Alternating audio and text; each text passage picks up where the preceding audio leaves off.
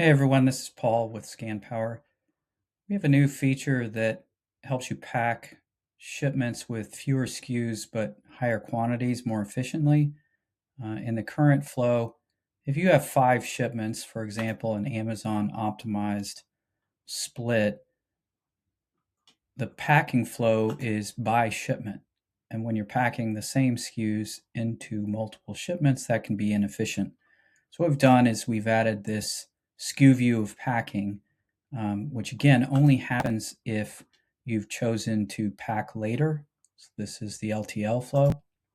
So if I click on SKU view of packing, it'll load that batch, and you'll just see a blank screen. But what we're doing is we're just letting you scan the products, which it will identify, and you're packing only this product, and you choose which shipment you want to pack it into.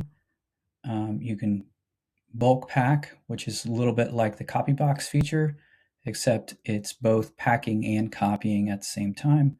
And there's keyboard shortcuts. So we can pack into a new box, we can pack into the last box using the L, and you can choose how much quantity to pack, and that defaults across all the other shipments.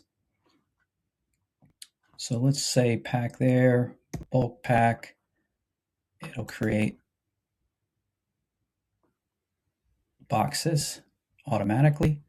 And if we have the print label toggle on, it'll print your box labels as you go. So scan the item, select the shipment you want to pack into, select the quantity that's going to be in the carton, and either pack into the last box or bulk copy box and print your pallet labels.